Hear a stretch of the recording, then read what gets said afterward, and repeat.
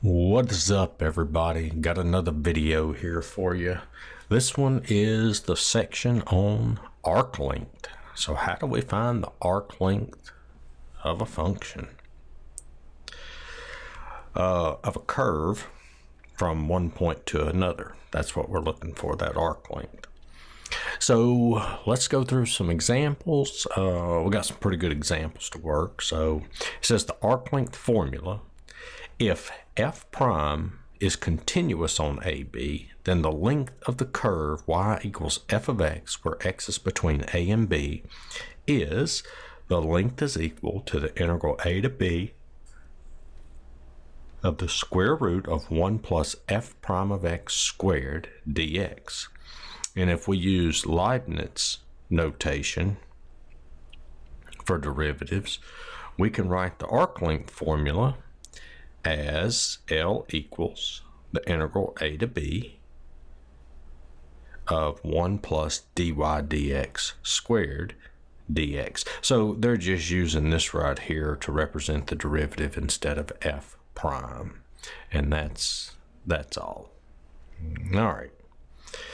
So let's do an example and see what we've got.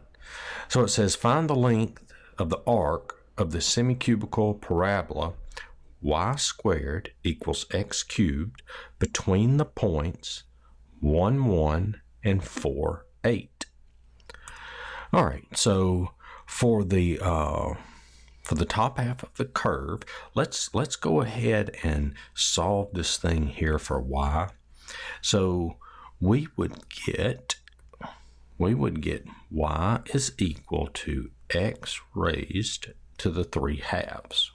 All right, so just real quick, we want this to be y to the first, so we're going to raise each side to the 1/2 power. So that's y equals, and then 3 times 1/2 is x to the 3 halves. That's where that comes from. All right, now we need to take the derivative. Okay, let's take the derivative. So we've got dy dx is equal to 3 halves x to the 1/2. All right. And so now, using that formula, L equals the integral. Now notice we're integrating with respect to x. So we're going from x equal 1 to x equal 4. So that's 1 to 4, the square root of 1 plus 3 halves x to the 1/2 squared dx. All right. And so this is going to give us 1 to 4 square root 1 plus 3 halves squared is 9/4, and then x to the 1/2 squared is just x dx. All right, so now we will use u substitution. What I like to do when I'm going to use u substitution, I have this radical here. I like to just go ahead and write this as a 1/2 power, okay, instead of square root. All right, so u substitution, I'm going to let's do that in a little bit different color. So we're going to let u equal 1 plus 9/4 x. So du is 9/4 dx. And so the 1 plus 9/4 x, that's going to be replaced with u. And then notice here I've got 9/4 dx, but here I only have dx. So I need to multiply by 9/4. So that means I have to come out here and multiply by the reciprocal of 4/9. And so this is going to equal 4/9 integral, and that's going to be u to the 1/2. And then you can see here the 9/4 dx, that's going to be replaced with du. And of course, you should know how to do the u substitution by now. All right. Now what we need to do is change the bounds on our integral. Okay, notice we were in terms of x, but now we're in terms of u. So we get u is equal to Well, we're going to take the 1 and plug it in for x right here. So that's 1 plus 9/4 times 1, which that's going to be 13 over 4. And then we have u equals 1 plus 9/4 times 4. That's going to be 10. So that's 13 over 4. Whoop. So that's 13 over 4 to 10. All right, and so now we get 4/9. We integrate this. This is u to the 3/2 multiplied by the reciprocal of your new exponent, and that is 13 over 4 to 10.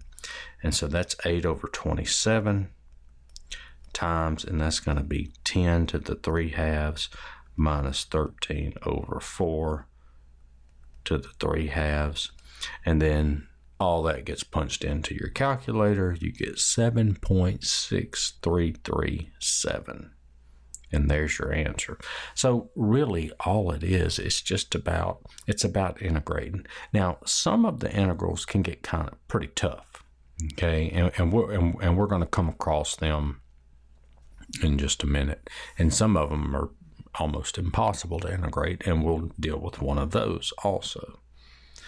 All right, but yeah, I mean, that's all you're doing. You're just plugging it into this formula right here. That's it. All right, so now it says if a curve has the equation x equals g of y. Okay, so notice before we got this in terms of y equals something in terms of x. But what if you have x equals something in terms of y? Well, it's going to be the same thing. You're just going to be integrating with respect to y. So if a curve has the equation x equals g of y, where y is between c and d, and g prime of y is continuous, then by interchanging the roles of x and y in the previous formula, we obtain the following formula for its length. All right, so we've got the length is the integral c to d, 1 plus g prime of y squared. Or instead of the g prime of y, you can look at it as dx dy, the derivative of x with respect to y. And we're integrating with respect to y. All right, so let's look at this one. All right, so it says find the length of the curve of the parabola x equals y squared from 0, 0 to 1, 1. All right, so we've got x equals y squared, and then we're going to take the derivative of x with respect to y, so that's going to give us 2y. All right, so now that means our length is the integral 0 to 1. Now, be careful here. It's this 0 to this 1. It's the y coordinates. Okay, it's not this 0 to this 1, but it's this 0 y coordinate to this 1 y coordinate. And that is equal to the square, let me change colors back. That's equal to the square root of 1 plus 2y squared dy, which is the integral 0 to 1, the square root of 1 plus 4y squared dy. All right, so how do we go about evaluating this? Well, if you remember, trigonometric substitution, if you have something in the form a squared plus x squared, then we will make the substitution x equals a times tangent theta. Well, and of course we've got a y. We're in terms of y instead of x, but this is just the rule for your trigonometric substitution. All right, so let's make our substitution. So what do we have? We have 2y is equal to tangent theta.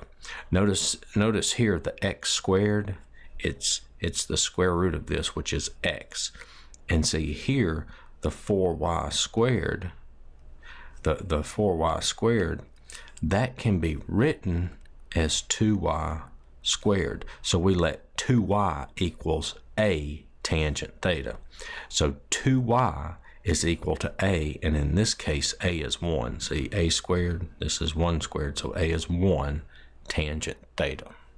Okay? Which this means that y is equal to, let's see, what is that equal to? 1/2 tangent theta. All right? And then we need to know what dy is.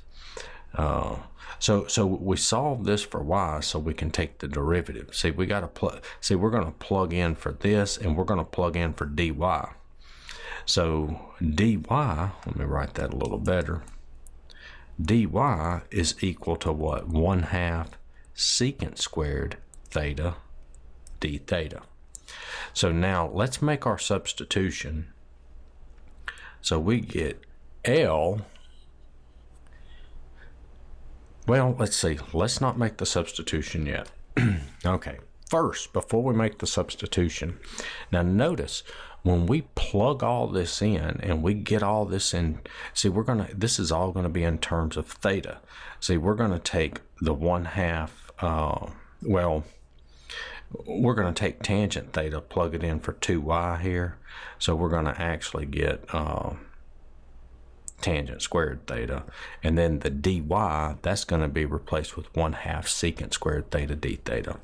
But remember, your bounds right here, those are in terms of y, so we have to get those in terms of theta. So let's rewrite our bounds before we write the integral down. So the first thing, notice here how we have y is equal to 0. Okay, all right. So when y is equal to 0, that means, so I'm going to plug the 0 into here. That means 1/2 tangent theta is equal to 0, which means that tangent theta equals 0, multiply through by 2. So that's going to tell me theta is equal to 0. And then if we do y equals 1, see, now we're going to plug the 1 in for y. That means 1/2 tangent theta is equal to 1, which means tangent theta is equal to 2, multiply through by 2, which means theta is equal to inverse tan 2. Okay? All right, now let's rewrite our integral. So the length is... okay, so let's plug everything into this one. Okay, so I've got 2y. So what's 2y? 2y is tangent theta. So that's going to be the integral 1 plus tangent squared theta dy. Now what's dy? dy is 1/2 secant squared theta d theta. So that's times 1/2 secant squared theta d theta, and we're going from 0 to, okay, so let's look at this. You don't necessarily have to do this, but I think it makes it easier. So we've got theta equals inverse tangent of 2. Now I could write inverse tangent 2, but instead of writing that out every time, what if I just say, okay, let's let that just be alpha. Let's replace, let's just, instead of writing this, let's just say, okay, that's going to be alpha. And then we can, when we get done, then we can put this back in. Okay, so let's just say from 0 to alpha, and alpha is inverse tangent. Okay, all right. So this is going to be 0 to alpha, square root. Now remember, 1 plus tangent squared is secant squared, times 1/2 secant squared theta d theta.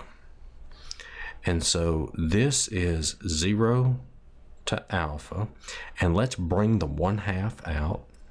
And then what's the square root of secant squared? Well, square root of secant squared is secant. So secant theta times secant squared is secant cubed theta d theta. All right. Now, let's look at this. Integrating secant cubed theta. I'm not going to do that in this video. It's a long problem. Okay. So what I'm going to do, I have already worked this problem out. And if you want to see this secant cubed theta worked out, okay, go to, well, there I'll put the link to the video in the description. It's Calculus Trigonometric Integrals. That's the name of the video. And you can forward the video to 40 minutes and 24 seconds. That's where that problem starts. And it's this problem worked out. It's secant cubed theta worked out. Okay. All right. So what we're going to do is we're just going to go ahead and write down the answer. Okay. So this is actually equal to 1/2. That's this 1/2. All right. Now, when you integrate secant cubed, you get this. You get 1/2 times secant theta tangent theta plus natural log secant theta plus tangent theta, and that is from 0 to alpha. Okay, so just once again, this part right here is what you get when you integrate secant cubed theta. Okay, and like I said, the link to the video is in the description, and you can forward the video to 40 minutes and 24 seconds. That's where that problem starts, how to integrate secant cubed. And when I upload this video, if I forget to put the link to that video in the description, just leave a comment saying, hey, you forgot to put the link to the video, and I will go and add it. Okay. All right. So now we have 1/4. Okay. So now let's plug everything. Let's plug everything in. So we've got secant alpha tangent alpha plus natural log secant alpha plus tangent alpha, okay, minus, and now we got to plug in the 0. So that's going to be secant 0 tangent 0 plus natural log secant 0 plus tan 0. I think it's fitting. Okay. All right. So what do we get here? All right. So this is going to give us 1/4. All right. So I don't know if you can see this, but tangent theta is 0. So that's going to make that part 0. Tangent theta is 0. Secant theta is 1. So we're taking the natural log of 1, which is 0. So all of that is getting knocked out. Okay, all that goes away. All right.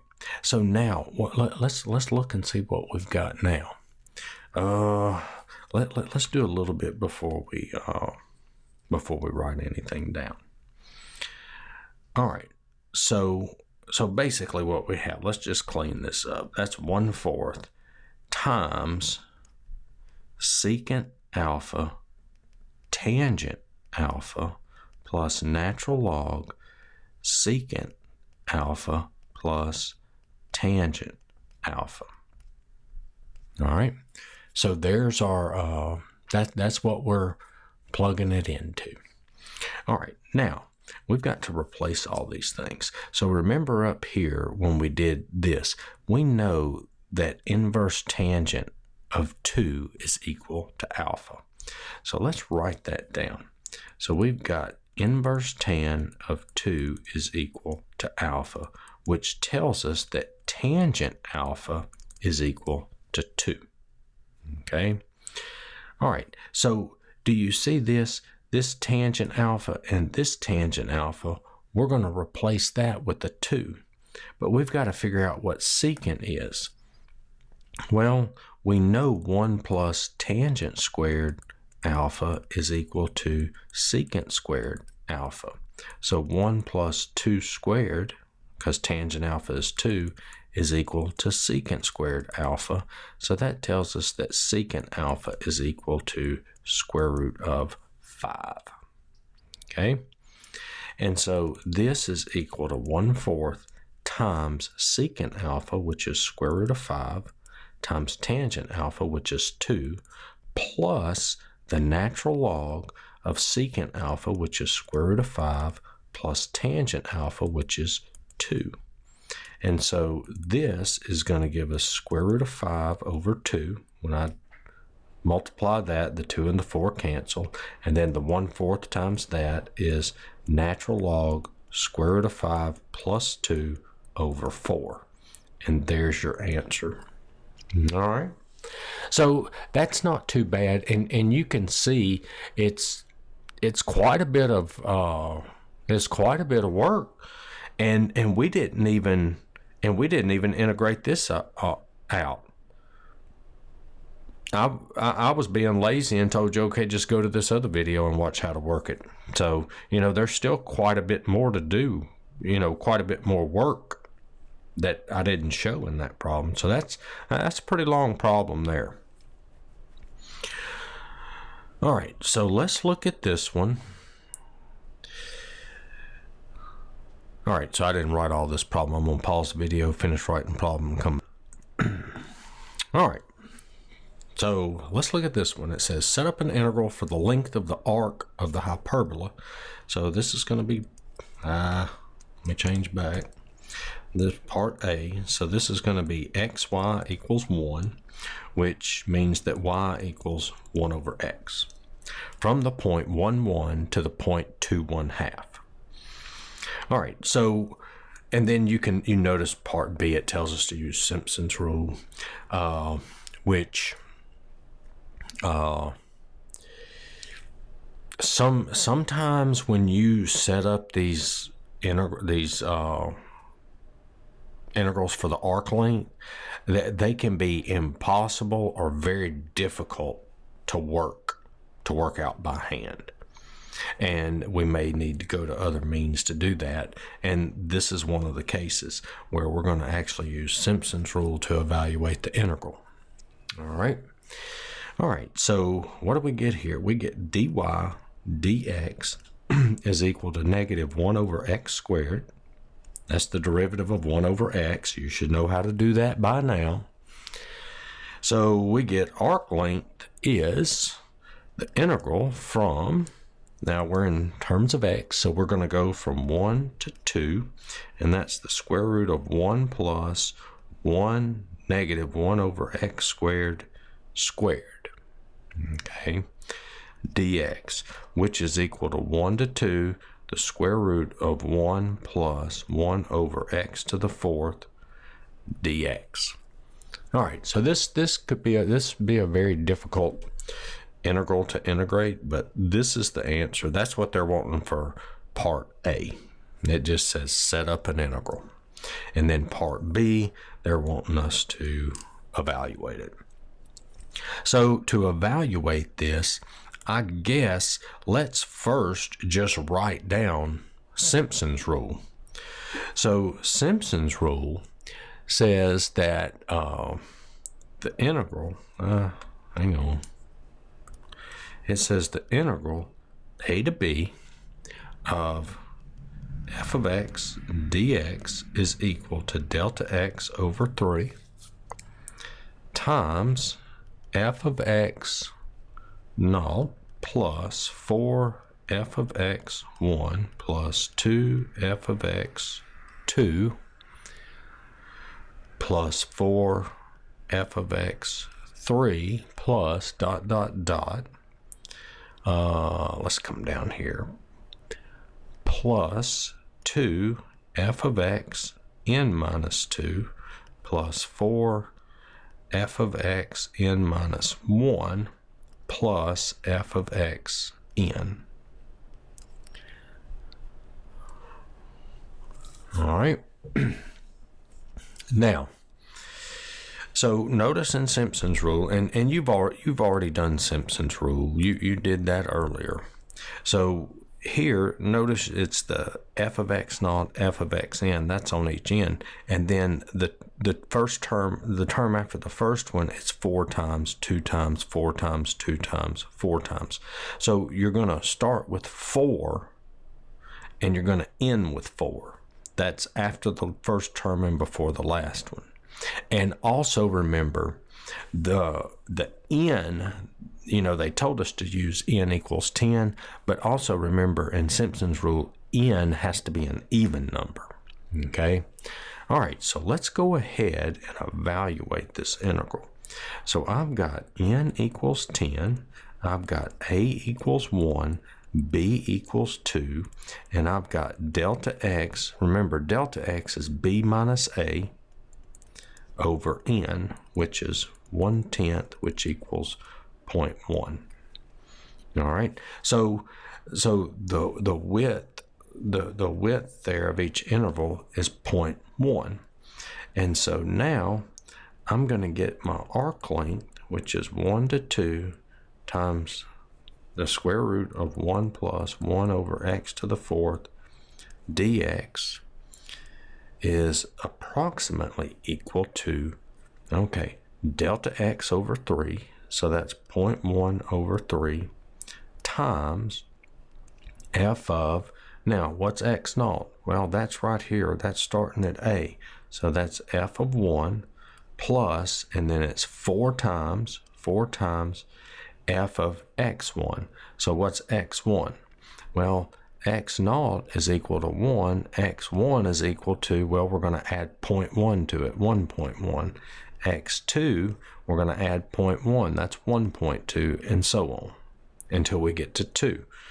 All right, so that's f of 1.1 plus, and then it alternates to 2 times f of 1.2 plus 4 times f of 1.3 plus 2 times f of 1.4 plus 4 times f of 1.5 plus 2 times f of 1.6 plus 4 times f of 1.8. Wait a minute, let's see, did I mess up somewhere? So I got 4, 2, 4, 2. Did I miss one? 1, 1, 1, 2, 1, 3, 1, 4, 1, 5. Oh, that should be 1.7, dummy. 1.7 plus, and see, I'm actually kind of glad I did that. Notice I wrote an 8 right there, because see, my next one, if I would have kept going like that, see, that's not right, because that should be a 4, because the next one would be plus f of 2, and I knew I messed up, so that's why I went back and checked it, and of course I messed it up. That should have been a 7. Okay, so I mean, I guess that was good that I messed up, so I gave you a little tip there on how to you can catch things like that. And plus f of 2. All right, so now what you got to do, you got to take the 1, 1, the 1, 2, the 1, 3, and so on, and you've got to actually plug it in to 1 plus 1 over x to the 4th, and you've got to get the value for each of those. Okay, yeah, that's just what you got to do, and I'm not going to sit here and do all that work, but I'll give you the answer, and so when you're bored one day, you can sit down and work it and see if you come up with that answer right there. All right. All right. So this is nice and everything. So what we found so far is they say, okay, what's the arc length from this point to this point? Okay. And we've worked problems on how to find it. So what if What if you're going to have a common starting point every time, and you want to know the distance from that starting point to some other point, or to this other point over here, or to a point over here? Okay, so in other words, you've got a starting point and you've got some curve like this, and you want to know the distance from this point to this point, and then you say, oh well, wait a minute, no, I want to know the distance from this point to this point. Well, then you would have to sit there and work it all over again.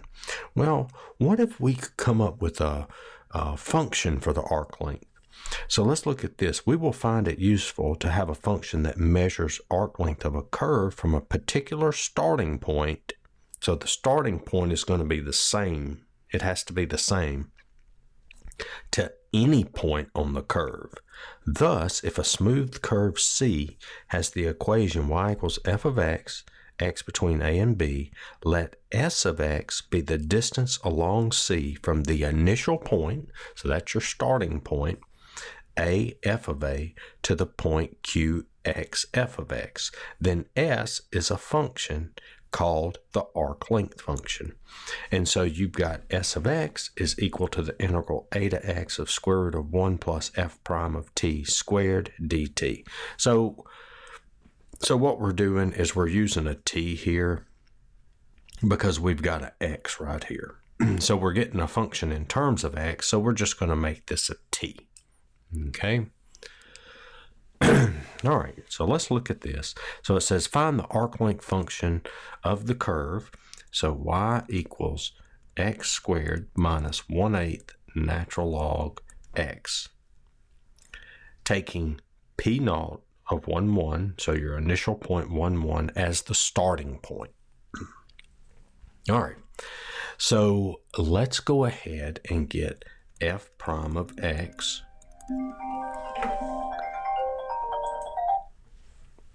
All right, let's get f prime of x.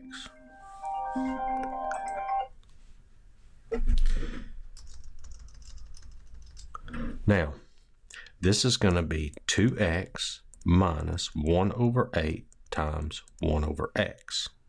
All right, which is equal to f prime of x is equal to 2x minus 1 over 8x. All right, so there's f prime. And basically what we're doing is we're just going to plug it into here, okay? But let's just go ahead and take, since this might be kind of complicated, let's just take this part and just simplify that part on its own, okay? All right, so I've got 1 plus f prime of x squared. Okay, I'm just going to evaluate that, and we're going to simplify it, and then we'll plug it into the formula. So that's going to be 1 plus 2x minus 1 over 8x squared, which is 1 plus, now remember, this right here is 2x minus 1 over 8x times 2x minus 1 over 8x. So I'm just foiling that out. So that's going to be, there's your 1, and then when I square that out, that's going to be 4x squared, and then 2x times negative 1 over 8x is minus 1 over 4x, and then that's going to be minus 1 over 4x. I'm sorry. It's not going to be it's not going to be that. It's going to be 1/4 minus 1/4 because the x's cancel. See, when I do this times this, the x's will cancel. So that leaves me with 1/4 minus 1/4. And then that's going to be plus 1 over 64x squared. And so this is going to give me 4x squared. Let's see, 4x squared plus 1/2 plus 1 over 64 plus 1 over 64x squared. And then, believe it or not, this thing factors into 2x plus 1 over 8x squared. Yes, it factors. You can tell that the way you can tell that this factors into this is if you take the square root of this first term, which is 2x, and you take the square root of the last term, which is 1 over 8x. You see that? And then you multiply that by 2. Okay, so you square root that, multiply them, and then multiply that result by 2. You get 1/2, which is that middle term. And that's how you know it factors into that. It's a perfect square trinomial. That's from algebra. Okay. All right. So now what we have is the square root of 1 plus f prime of x squared is equal to the square root. Well, what's 1 plus f prime of x squared? Where's that? Well, 1 plus f prime of x squared is equal to this, 2x plus 1 over 8x squared, which is just 2x plus 1 over 8x. So that's what we're integrating. So we've got s of x is equal to the integral. Now, we're going from x equal 1 to just some other x value. That's all we're doing. Okay? And that's going to be the integral 2t. Remember, the x's are getting replaced with t, plus 1 over 8t dt. And so this is going to give us t squared plus 1/8 natural log t from 1 to x. See, this 1 over 8t, remember 1 over 8t, that's the same thing as 1/8 times 1 over t, and we know the integral of 1 over t is natural log t. All right, so this is going to be x squared plus 1/8 natural log x minus 1 plus 1/8 natural log x. And so this is going to give us x squared, or I guess we could let's write s of x is equal to x squared plus 1/8 natural log x minus 1. So there's your arc length function for that. And so let's just suppose we wanted to find the distance from the point 1, 1, which that's our initial starting point. Let's say to the point, now see when you're going, you're going to the point x, f of x. And so let's just go to the point 3, and then that would be f of 3. You would plug 3 into the function. But so basically what we're doing, we're taking the 3 and we're plugging it in for the x's. So s of 3 would be 3 squared plus 1/8 times natural log 3 minus 1. And that equals 8.1373. And then, you know, say you wanted to find the distance to the point 4, f of 4. Well, you just plug 4 in for x. And that, I mean, you know, so it's nice if you can come up with a arc length function. All right. All right, so I hope that video helped. And I don't know if you heard my phone was ringing. I'm sitting by my Mac and it rings on there. My nephew got him a phone for Christmas, and he's been trying to FaceTime me during the making of this video. So I'll probably have to call him back. He's not but 7. So, all right. But anyway, I hope you enjoyed this video. I hope it helped. Check out my other videos. Give me a like, share, subscribe, comment, and I will see y'all in the next one. Later.